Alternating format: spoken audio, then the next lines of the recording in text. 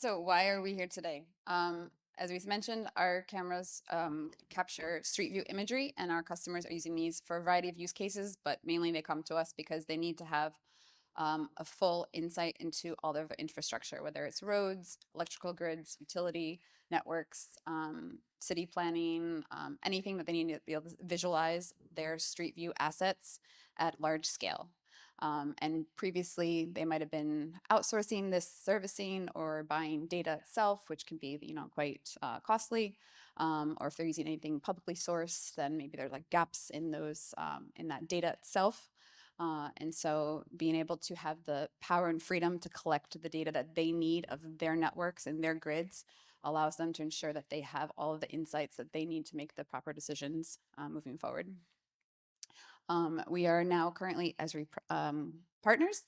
And one of the reasons that we decided to make this move was that someone near and dear to our heart who works for Esri told me, he said, Lynn, you guys produce core hardware and we produce core software, and together we can add value to our customers. And if you're talking about quality of data, so we make cameras, and cameras can be thought about producing obviously high resolution and high accuracy, and also being able to capture at your desired frequency, whether it's in terms of every 5 meters, every 7 meters, or week after week, month after month, or year after year, you're able to then have that historical database of insights into your infrastructure to be able to see the change over time and to predict changes and make decisions for the future.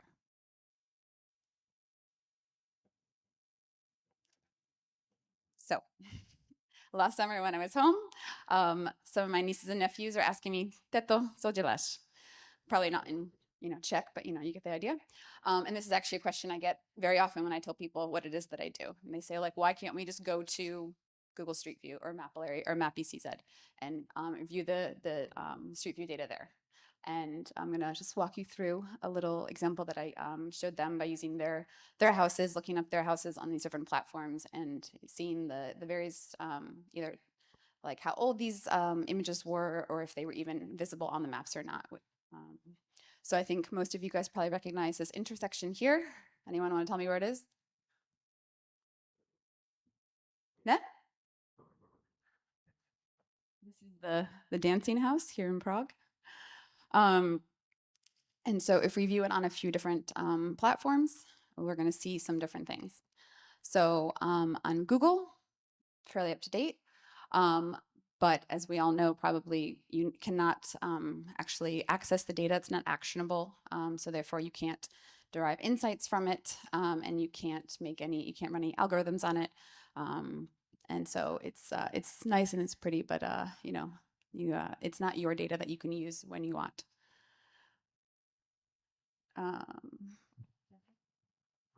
So this is from mapping.cz. This was captured by a company called Cyclomedia. This is also data that you don't own. If you would hire this company to do data collection, it is their data, not yours. You can rent it from them. It's a fairly aggressive business model that doesn't really align well with the interests of the end users. The quality of the data is pretty good. The data is captured at about, I think, once every 5 meters, so there's a limited kind of spatial value that you can extract from that density of data. As you can see, this sign is standing up, and then if you go to the next one, you can see the sign has fallen down. So this is, this is the kind of stuff that you can discover if you capture data on a regular basis. Of course, it's easier to automatically extract differences in the imagery. Mapillary is an interesting platform. We've known them for many years. They were bought by Facebook a few years ago, but the platform still exists and is, I would say, extremely relevant for certain types of users. So kind of the deal with the devil is with Facebook that you upload your data to them and then they extract whatever they want out of the data, and you can host it for free. You can get all of the labeled data for free. You can download a CSV with the locations of the labeled data for free. This can often cost a lot of money, and for people who don't care or might actually be required to make the data public. So like there are certain municipalities that are required to make their data public. This is an incredible deal because you don't have to build your own platform or anything. It's all there. The platform works really well. It extracts like 150 different categories of objects, some of them extremely well, some of them less well. For example, if you want to find all the garbage cans, well, garbage cans are very subjective type of thing, and I think any segmentation software will have trouble with that. But with other types of objects, it works really, really well. On the platform itself, most of the data is like from dash cams or other kind of flat cameras, so it is I would say extremely low quality data, but the quantity has a quality of its own. That is sort of the thesis of Mapillary. As far as our products go, we have a few different products and a few different kind of pricing categories. So our most affordable product is called the Mosaic 51. This is 72 megapixels camera that is primarily for making 360-degree imagery. We do have customers who use it with LiDAR and with other sensors, but in general, it is best suited if you want to make only 360-degree images because it has a rolling shutter sensor, so it is of limited value in terms of extracting geometry and doing 3D reconstruction. The Mosaic X is our best-selling device. It has global shutter sensors. The optics and image sensors are extremely well matched, so it captures 72 megapixels of extremely good pixels. They are all like good pixels that are very, very suitable for doing 3D reconstruction, either with or without LiDAR.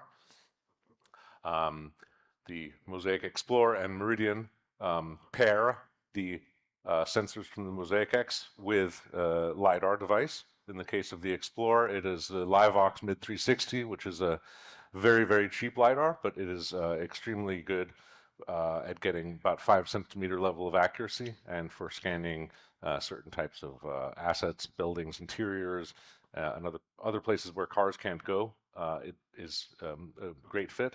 The Meridian uses a Hesai XT32 M2X LiDAR, which gives a 1 centimeter accuracy, and this is a extremely well-performing and well-priced full mobile mapping system. So if you want to do like city scale or country scale data collections, combining LiDAR point clouds with textured mesh that can be created with or without the LiDAR point cloud, this is an extremely good device, and we're getting very good response from that in the market.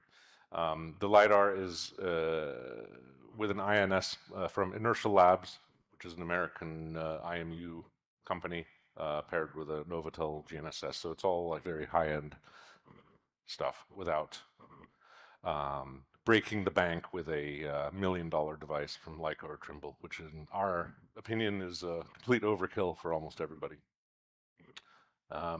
We also make the Mosaic Viking, which is sort of an extreme resolution camera system, but I won't get into that right now. So I think Jeffrey was the original spearhead of this company and the Mosaic 51. So Jeffrey, if you could maybe tell us exactly why you decided to build the cameras as you built them. So I think behind our products, we have a general idea that if you buy a device, whether it's a computing device or a camera device, it should be yours, it should belong to you, and whatever it does should also belong to you. So our cameras create just normal data, which can be accessible and used by any application. It's not locked down to us. We do provide software and workflows that you can use, but we don't force you to use them. We want everything to be easy for the user. We want to do a training session that takes less than 1 hour. Our customers should be able to learn how to use our device in 15 minutes. There are devices like Regal, which have, extraordinary levels of performance, but they also require, a very, very extreme level of technical ability to even operate. We're trying to go in the other direction and have something that's, anybody can Even a use. woman can operate, right? That you're saying? Yes. So he likes to tell me that. Um, So again, where this fits in. So we produce these amazing cameras, as I said, right here with all of our wonderful Czech engineers. And then this allows our customers to capture when they want, as often as they want. And then through processing, you can get that into oriented imagery into your GIS account. And then we're going to show you some examples of what that looks like. So basically, anything that can handle the oriented imagery catalog, you can get data, you can get 360 data into your ArcGIS account. And you can also work with Esri partners such as AerialSphere, Mapillary, and Nodology to also view your data within your accounts. So I think the first one, okay, this is through the Instant App Builder. And this is a customer of ours in Orlando. They were capturing data for the city of Orlando, who needed to be able to share street view imagery of the entire city for some urban planning and beautification projects. And so this is just one way they're able to capture the data and view it and share it with anyone outside of their company. AerialSphere is another Esri partner, and again, similarly, they are able to share imagery. So whether it's actually from aerial, drone, 360, street view, and with some drag and drop features, they can very quickly process the data and get it viewed within your ArcGIS account as well. And I think this is Mapillary also has an API. And this is actually data that Jeffrey captured in Terrazine. This is Terrazine, right? I think, and then uploaded to Mapillary, and they have an API that works with ArcGIS, and so you're able to view your data alongside your other feature layers, and also bring in any extracted features too that you use with that you can extract from Mapillary.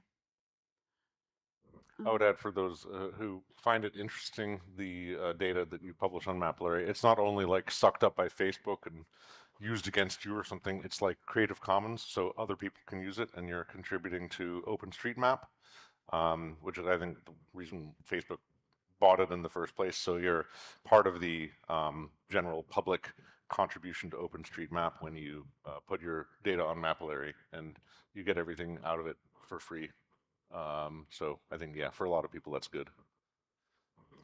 And I think this is our final third-party solution. So this is Nodology, which has a widget that works with, I think, the Experience Builder. And again, it's just another way that you can get your data into your ArcGIS account and view it and share it with anyone internally or externally. The data itself was collected by one of our customers in Florida right after Hurricane Ian, which hit 2 years ago. This customer in particular, they had literally just gotten the camera that week of the hurricane. They had not used it at all. And within a few days, they had it on their vehicle capturing data, and they got a workflow in place that they could capture, process, and then share with through a viewer with the authorities, including FEMA. And through that data, they were able to know where to send aid and resources immediately within 24 hours of data capture. And so this was paramount for helping the local communities to be able to open up roads, to be able to bring supplies or send workers to be able to clear certain places. So super important. And then this is, I think, the same customer. This is now data from Hurricane Helene, which just hit Florida last month. And similarly, they did the same workflow. Again, driving all day, process overnight, display the next day to the necessary authorities. So you can see just what you're looking at is the exact same view before and after, in case that wasn't clear. It's really, really, really interesting, I think. So, Yeah. sorry. No, thank you. That was actually, I forgot to mention that.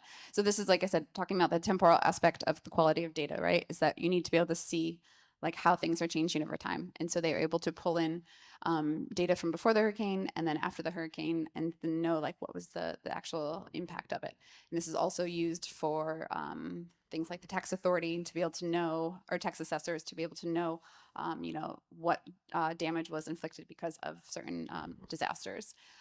This customer has also been capturing data after the fires in Lahaina and Hawaii and some tornadoes and flooding throughout all of Southeast US. And additionally, due to like the high quality of the data itself, it's also apt for running asset identification and segmentation of images or of assets within the imagery. So we're working with several different platforms that specialize in that, and we've had very good feedback about the quality of that data.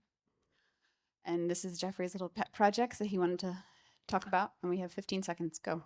Yeah, so we have done obviously tons of testing of data collection in Prague, and rather than letting it just sit on our hard drive unused, although it does have value and could be licensed or sold, we've decided to make it all available under a Creative Commons non-commercial share-alike license, which means you can take it. There's over 1 million images taken every meter with a very, very high accuracy RTK device.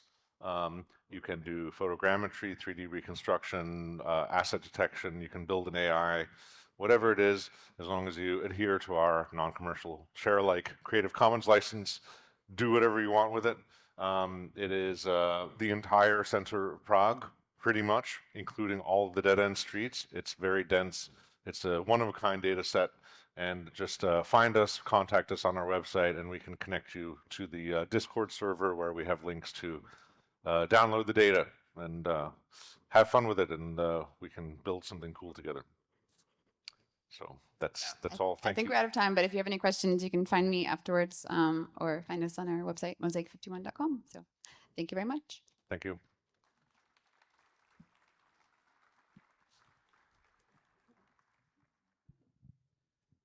Takže děkuji za přenos do trochu jiné oblasti.